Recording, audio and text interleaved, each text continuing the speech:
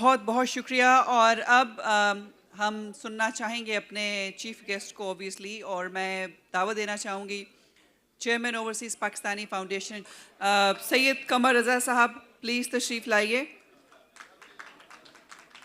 اور آج مارکہ حق کی پہلی اینیورسری کے حوالے سے، کیونکہ آپ نے جو اسلام آباد میں محفل سجائی تھی وہاں سے معاملہ شروع ہوا تھا، تو اب آپ اس معاملے کو اختتام کیجیے. بسم اللہ الرحمن الرحیم.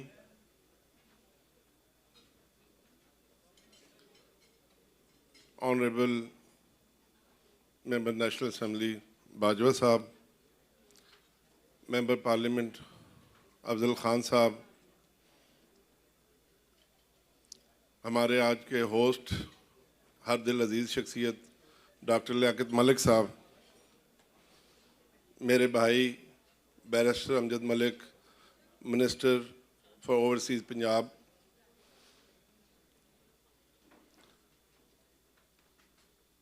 اور میں سمجھتا ہوں عوامی کونسل جنرل گوندل صاحب، اور تمام حاضرین، میرے آنریبل اوورسیز پاکستانی بہنوں، بھائیوں، دوستوں، بیٹیوں، بچوں، السلام علیکم.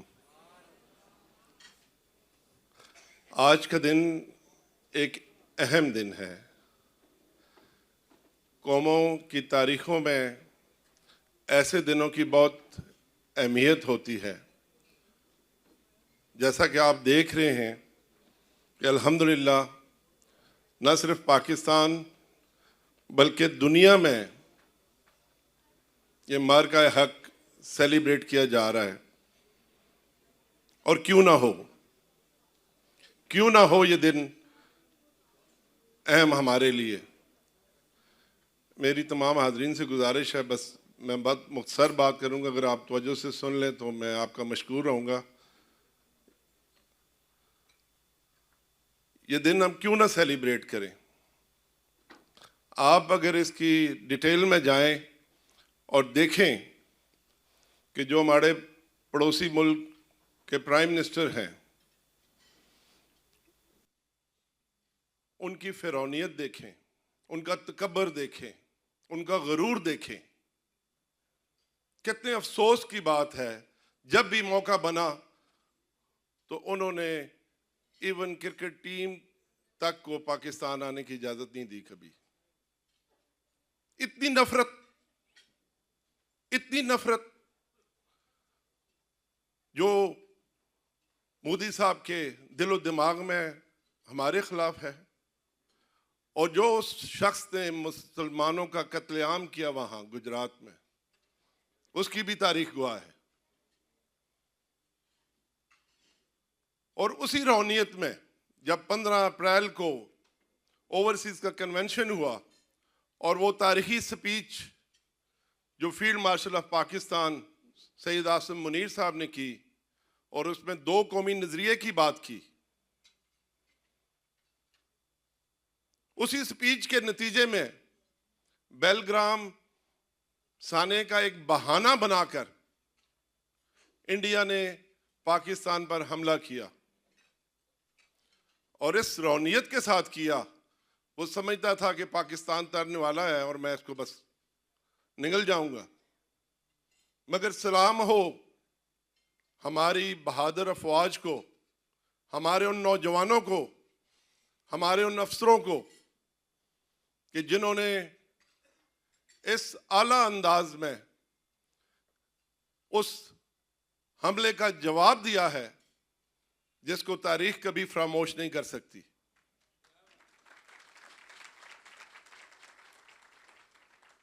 اور پاکستان نے ایک ذمہ دار ملک ہونے کا ثبوت دیا ہے. پوری دنیا گواہ ہے اس چیز کی. آج کل ڈیجیٹل دور ہے، کوئی چیز چھپ نہیں سکتی. پاکستان چاہتا تو 20 سے زیادہ طیارے گرتے بھارت کے، مگر پاکستان ایک ذمہ دار ملک ہے، امن کا خیر خواہ ملک ہے، امن چاہنے والا ملک ہے. پاکستان نے ایک لمیٹڈ ڈیمیج کیا. اور آپ دیکھیں، مجھے ابھی ملک صاحب نے یہ ویڈیو ہمیں دکھائی، میرا سر فخر سے आसमान को टच कर रहा था कि हम क्यों अपने आप को अंडरमाइन करें, हम क्यों अपने आप को हकीर जाने। पूरी इस्लामी दुनिया में 78 साल तारीख है हमारी टोटल, और उसमें हमने एटमी कुव्वत हासिल की।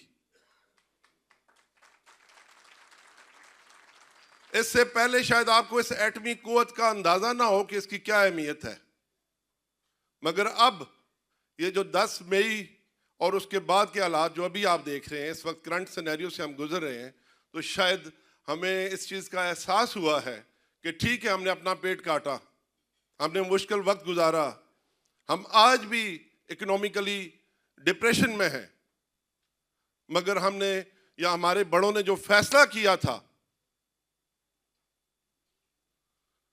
आज हमें उन पे फख्र हो रहा है। और अगर ये सलाहियत आज हमारे पास ना होती तो आप सोचिए कि हमारे साथ क्या होता।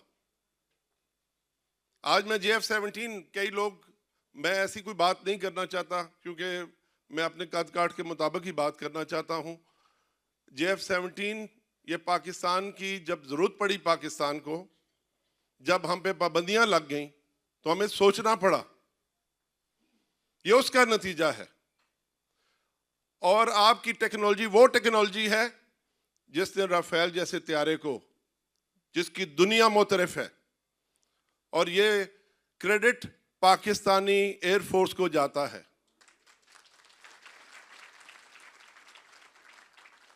ये हमारी अपनी टेक्नोलॉजी है। चाइना के साथ इश्तराक में पाकिस्तान ने मिलकर ये टेक्नोलॉजी डेवलप की है। तो हम अक्सर जब बात करते हैं तो हम कहते हैं हमें किसी ने ये टेक्नोलॉजी रातों रात दे दी, तो रातों रात ये टेक्नोलॉजी नहीं आई। तो ये जो JF-17 है, मैं समझता हूँ हमारा फख्र है। आज फील्ड मार्शल साहब ने स्पीच करते हुए भी बात की कि हमारी डिफेंस एक्सपोर्ट भी इसके बाद काफ़ी बढ़ गई है। वो इसलिए बढ़ गई है कि दुनिया ने देखा है।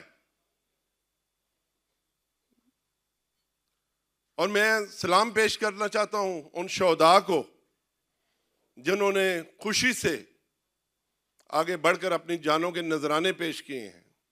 मैं छोटा सा वाकया एक आपको सुनाता हूं। मैं लाहौर गया,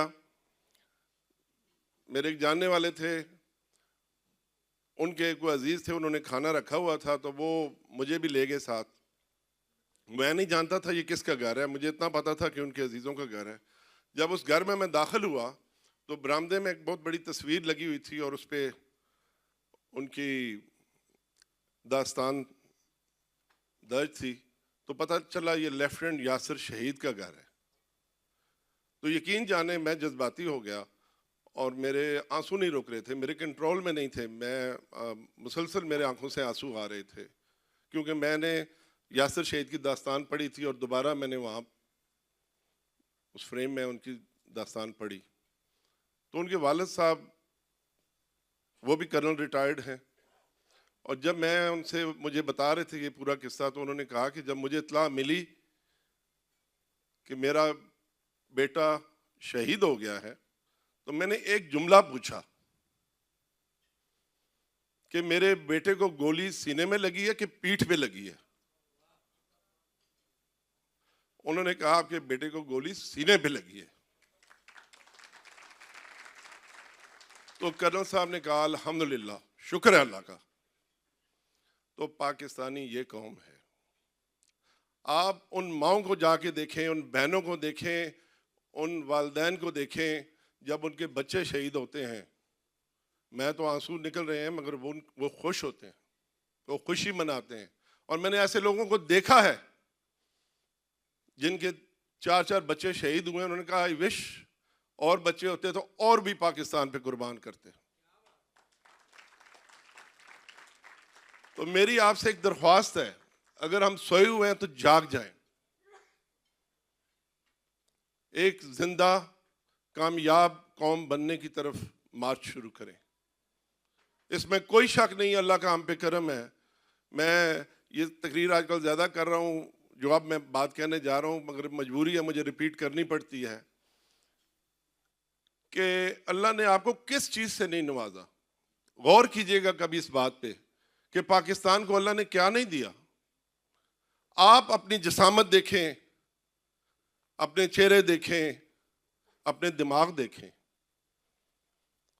کسی بھی پاکستانی کو کسی ایسے ملک میں بھیج دیں, نہ اس کو زبان آتی ہو, نہ اس ملک کی ABC کا پتہ ہو, مگر وہاں بھی وہ جا کر اپنی جگہ بنا لیتا ہے اور وہاں بھی جا کر ترقی یافتہ لوگوں میں شمار ہوتا ہے. آپ اپنی مثال دیکھ لیں.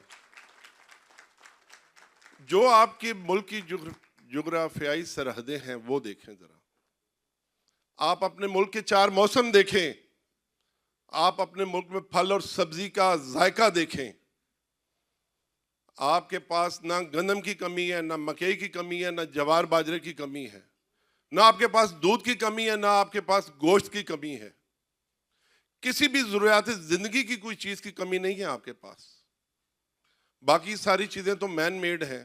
اگر یہاں آ کے آپ امپائر کھڑے کر سکتے ہیں, مڈل ایسٹ جا کے ہم بنا سکتے ہیں, امریکن اکانومی میں ہم کنٹریبیوٹ کر سکتے ہیں, تو ہم پاکستان کیوں نہیں بنا سکتے؟ میں بہت لمبی بات نہیں کرنا چاہتا, باتیں تو بہت زیادہ میں نے نوٹ کی ہوئی تھیں, پر مختصر رکھتا ہوں اپنی تقریر کو کیونکہ اور لوگ بھی ہوں گے جنہوں نے بات کرنی ہوگی. معرکہ حق تو ہو چکا. میرا سلام ان شہداء کو, میرا سلام ان زخمیوں کو, میرا سلام ان غازیوں کو, اور میرا سلام اس فیلڈ مارشل سید عاصم منیر کو. ملک صاحب بات کر رہے تھے, کئی لوگ اس طرح کی بات سننا نہیں چاہتے, وہ شور شرابہ کرتے ہیں. میں ایسا نہیں سمجھتا ہوں. میں سمجھتا ہوں دیکھیں, میں کسی بھی پارٹی سے لگاؤ رکھتا ہوں, وہ میرا حق ہے, مگر ملک قوم سب سے پہلے ہے, پھر بعد میں کچھ اور ہے. عاصم منیر جو فیلڈ مارشل ہیں, انہوں نے اپنا آپ پاکستان کو وقف کیا ہے, اور میں یہ بات قسم کھا کے کہہ سکتا ہوں. لوگ سمجھتے ہوں گے اس بندے کو اقتدار کی لالچ ہے. کوئی اقتدار کی لالچ نہیں ہے. اقتدار کی لالچ ہوتی تو ایران نہ جاتے اس جنگ کی حالت میں. اپنی جان کی پرواہ کیے بغیر دنیا کے امن کے لیے, میں تقریباً دنیا گھومتا ہوں, آپ امریکہ چلے جائیں, لوگ چیخ رہے ہیں, پیٹرول ڈیزل کی قیمتیں ڈبل ہو گئی ہیں وہاں پہ, $5.5 کا گیلن مل رہا ہے وہاں پہ. کبھی بھی ایسے ریٹ نہیں تھا, 3.5 کے لگ بھگ ہوتا ہے وہاں پہ. آپ UK اپنے آپ کو دیکھ لیں, £2 کا لیٹر آپ ڈیزل لے رہے ہیں. آپ یورپ میں چلے جائیں, €2.5 کا 1 لیٹر ڈیزل مل رہا ہے. میں اسکاٹ لینڈ گیا تو وہاں پر £2.25 کا لیٹر ڈیزل مل رہا ہے. تو دنیا کے امن کے لیے وہ ایران تشریف لے گئے, اور آج بھی وہ کوششیں جاری ہیں الحمدللہ کہ دنیا کا امن ہو. کریڈٹ پاکستان کو ملے یا جس کو بھی ملے, پر ہم دنیا کے امن کے لیے کام کر رہے ہیں. اور میں سلام پیش کرتا ہوں اپنے پرائم منسٹر کو بھی, ڈپٹی پرائم منسٹر کو بھی, اور بالخصوص فیلڈ مارشل سید عاصم منیر صاحب کو. میں کہوں گا جی معرکہ حق تو ہو گیا, اور انشاءاللہ اس کو سیلیبریٹ بھی کریں گے. اب جو معرکہ ہے اس کے سولجر آپ اور میں, ہم ہیں. وہ معرکہ ہے معرکہ معیشت. اس سے پہلے بھی آپ کی بہت ایکسٹرا آرڈنری کنٹریبیوشنز ہیں پاکستان کی معیشت کے لیے, پاکستان کے لیے. میں گننا شروع کروں تو ختم نہیں کر سکتا. چاہے وہ آپ کی ریمیٹنس ہوں, چاہے وہ آپ کی انویسٹمنٹس ہوں, چاہے وہ آپ کی فلنتھراپی ہو, چاہے وہ آپ جس طرح سے پاکستان کے ایمبیسڈر ہیں, پاکستان کو ریپرزینٹ کرتے ہیں, وہ ہو, یا پاکستان کی جو ایکسپورٹ ہے اس کی کنزمپشن ہو.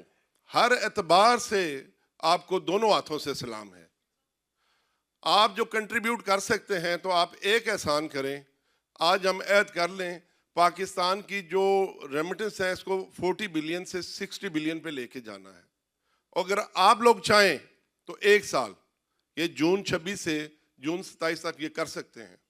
اور اگر آپ یہ کر جائیں, پیسے آپ نے کسی کو نہیں بھیجنے, پیسے آپ نے اپنے اکاؤنٹ میں بھیجنے ہیں, اپنے گھر بھیجنے ہیں, اپنے کاروبار کو بھیجنے ہیں.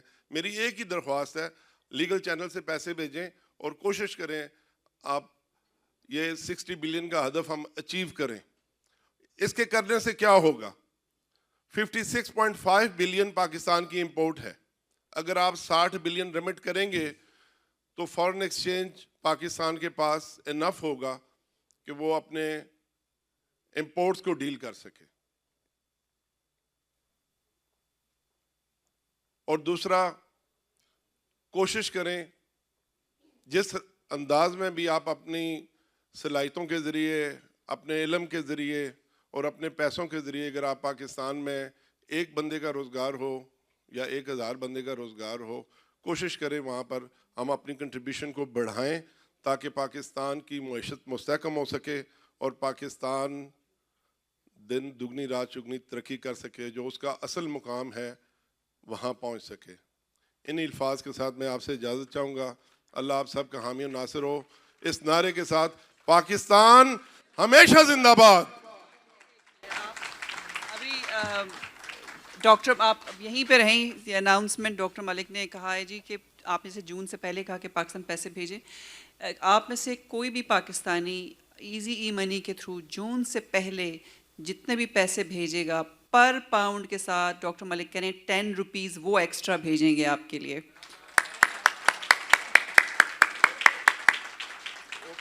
میں نے ملک صاحب سے وعدہ کیا تھا, میں نے ایک وعدہ کیا ہوا ہے, میں نے بھی اور ایک اور ہماری بہت ہی امپورٹنٹ پاکستان کی شخصیت, اس وقت تو دنیا کی امپورٹنٹ شخصیت ہیں, اور انشاءاللہ عنقریب وہ وعدہ ہم پورا کریں گے. آپ سے مانچسٹر آئیں گے پوری شان و شوکت کے ساتھ اپنے بہنوں بھائیوں دوستوں سے ملنے کے لیے انشاءاللہ.